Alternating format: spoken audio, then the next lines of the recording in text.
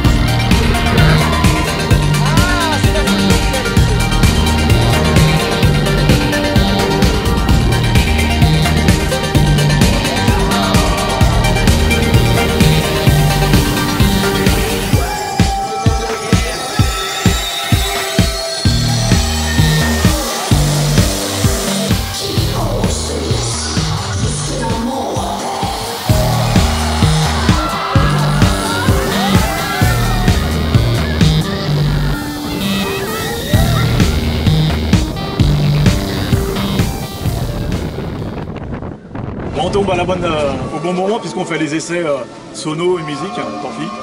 Donc bienvenue sur l'attraction Pegasus Express. Ici c'était un talus, on a bougé à peu près 35 000 m3 de terre sur tout le chantier pour pouvoir y implanter l'attraction.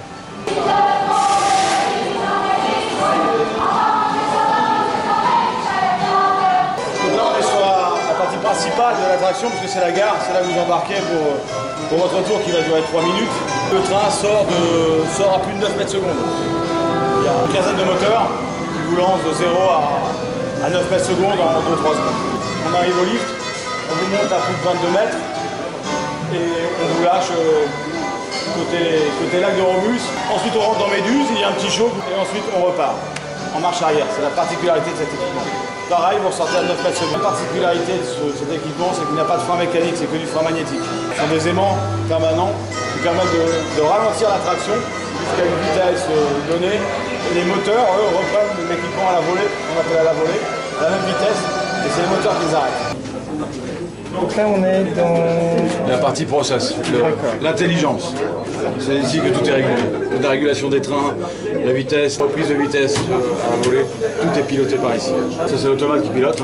Ici on a un PC qui est relié avec l'Allemagne en direct et la Suisse, puisque l'ingénierie suisse, de façon à pouvoir nous dépanner en cas de problème. On a juste un câble à plug. Vous ne laissez pas brancher en permanence? Non, jamais. Ouais, sécurité. Jamais, sécurité. C'est sur des moments donnés, dans des conditions bien spécifiques, c'est-à-dire qu'on est en panne, qu'il n'y a plus personne dedans, enfin il y a tout un contrôle de sécurité qui est fait avant, et à partir de là, on se branche dessus, et c'est la main qui récupère la main dessus.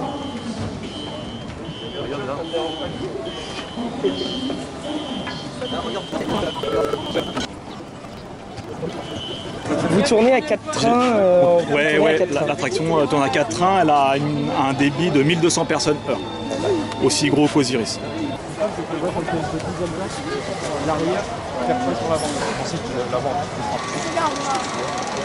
Ça paraît où comme ça? La zone qu'on ne veut pas voir.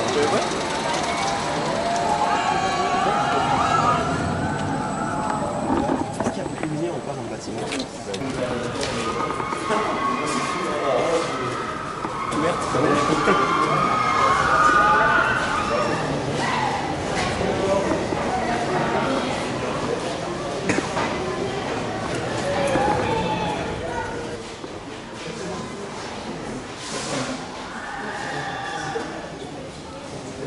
Ici en fait, cette espèce de petite boursouflette là, c'est le jeu.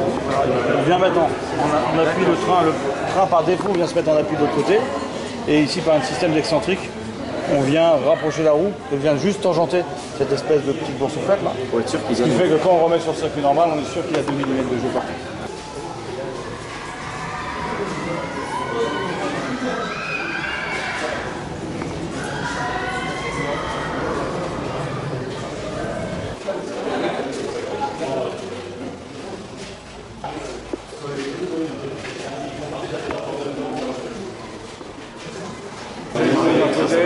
En mode précurseur. D'accord.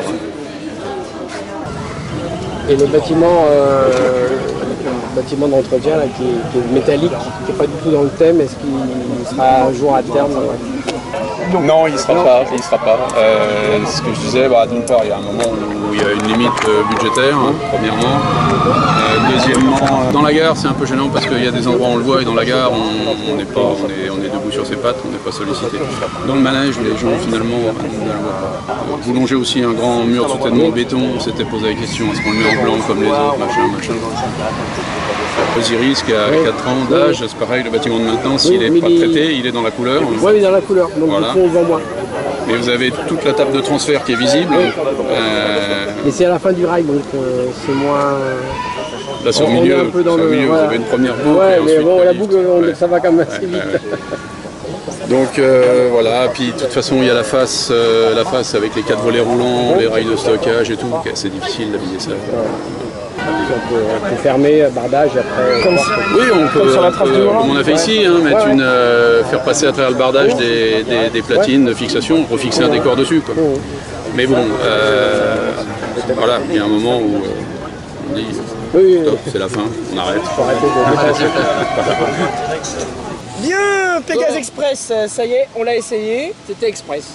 Ouais. Moi je trouve ça un peu court, toi Alex, tu m'as dit que non.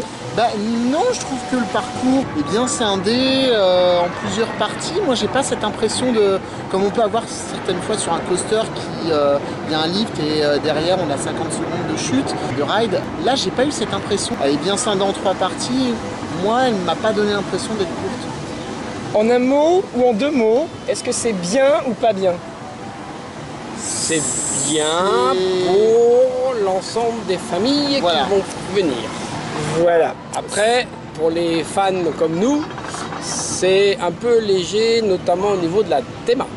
Voilà. Je trouve que ça manque un peu de théma. Ouais. Il y a des endroits, c'est pas fini, mais globalement, pour le parc, je pense que c'est un bon ajout. Après, derrière, c'est très familial. Les gens, ils aiment bien quand ça part en arrière. Voilà. Après, c'est vrai que les détails, ils font peut-être pas attention du premier coup, mais nous, on fait un peu attention et c'est vrai que ça nous gêne énormément. Surtout pour un parc qui a un nombre de visiteurs assez important. On arrive devant la gare. À droite, tout de suite, on voit les backstage du parc, on voit les coulisses. Il n'y a pas d'arbres, il n'y a pas de murs, il n'y a pas de végétation pour camoufler. On voit le garage de l'attraction et on voit les hangars techniques du parc qui, pendant 30 ans quasiment, ont été cachés par des monticules de terre. Et là, on a tout rasé pour mettre le coaster à la place et maintenant, on voit les coulisses du parc. Alors, on sent qu'il manque de la théma. Devant, c'est bien, c'est joli, et puis derrière, c'est un peu catastrophique, je vais être honnête. C'est ça en fait, le vrai problème c'est que on se retrouve on arrive devant l'entrée de l'attraction, on a faut le dire, plutôt jolie gare. Très joli. Oui. On a toute une immersion avec une histoire qui est bien faite dans la file d'attente. On part du coaster et on arrive directement dans cette zone technique. C'est un peu le passage de l'un à l'autre qui est choquant. Il n'y aurait pas eu toute la gare avant toute l'immersion, j'aurais pas forcément trouvé ça hyper choquant. Mais c'est ce côté passage de théma très poussé à vide technique qui est embarrassant. Voilà. Pareil, tout à l'autre extrémité du ride, il y a le temple de Médusa où on repart en marche arrière. C'est un joli temple avec des colonnes, des murs en pierre, mais posé à 12 mètres de haut sur des piliers en métal. C'est étrange. C'est choquant, surtout qu'on le voit. On le voit un peu de partout. Alors, même du parc, on le voit. On le voit du parking. Du parking, on le voit. Des bouées quand on se balade, même quand on fait la file d'attente. On voit aussi on voit un peu de partout. Et il n'y a pas de qui permet de cacher des fausses montagnes, etc. C'est dommage. Du parking, moi ça me choque pas parce qu'on va dire c'est le parking. Mais quand on est au niveau des bouées, Romus et Rapidus, on a les rochers de la grotte de cette attraction. Et par-dessus, derrière, on voit les pylônes. Et encore derrière, on voit le temple. Entre les deux, un peu de rochers en plus, juste à mi-hauteur pour cacher les pylônes. Ça aurait été parfait. Mais encore une fois, c'est un peu le syndrome Disco Bélix. C'est joli, mais ça manque de finition. Et ça manque un peu trop de finition. Mais pour un public familial, ça passe. Et on a vu des gens qui l'avaient fait, on leur a demandé, et ils étaient emballés, ils ont dit « Oh, on s'attend pas à ça !» C'était vraiment la grosse surprise pour eux, la marche arrière, et je cite « Franchement, ils décoiffent ». Donc voilà, Mais ils aiment bien les gens. Ouais. Ils aiment bien la marche arrière. Après, voilà, nous on a des exigences qui sont différentes. Enfin, faut être honnête. Voilà, aujourd'hui tu as un parc qui fait une belle attraction, mais qui pour moi n'est pas fini, il manque des éléments.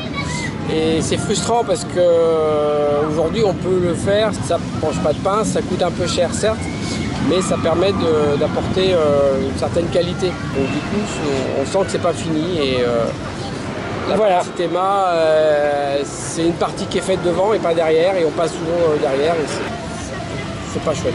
À côté de ça, la gare voilà, est très jolie, l'idée de départ est très jolie. Une fois quand on est en haut du lift et pendant la première descente, on a une vue sur le parc qui est très belle également. Mais à côté de ça, comme tu dis, ça a un air de pas fini, et le souci c'est que c'est fini. Il y a des parcs qui décident de faire le Grand 8 une année et la thématisation l'année d'après. Non, là visiblement le parc Astérix est sûr de lui, ils ont dit ça suffira comme ça, et ils prévoient pas de cacher le garage par exemple. Ce qui avait été fait sur la trace du Haut. La trace du Haut, tu as des espèces de rideaux de bois partout entre le rail et les garages. Il faut ouvrir l'œil, il faut le vouloir pour voir les garages. Bilan, les familles adorent. Oui. Oui. Les jeunes, les petits. La montagne russe en elle-même n'est pas mauvaise, faut le reconnaître. Elle n'est pas violente, elle n'est pas hyper douce non plus. Donc c'est franchement en termes de sensations, je pense que c'est le bon équilibre pour un parc comme le parc Astérix. Après voilà, il y a ce souci de finition. Voilà, sur ce, vous nous retrouvez sur parcpassion.org, sur YouTube avec nos précédents vlogs, notamment déjà au parc Astérix, avec une bonne vidéo sur Disco Bélix. Qui est juste là, juste derrière nous. Ouais. Prochaine sortie de l'association PortAventura, il reste encore très peu de place, nous y allons en septembre, vous pouvez encore vous inscrire. Et 2018, l'Asie. Oui, c'est l'Asie. L'Asie. Il faut venir avec les baguettes. Voilà. On aime cette blague. Voilà. Ah bon? On espère avoir réussi à faire court cette fois, et on vous dit à très bientôt sur le vlog, et surtout en voyage. Au revoir les enfants. Et les grands enfants.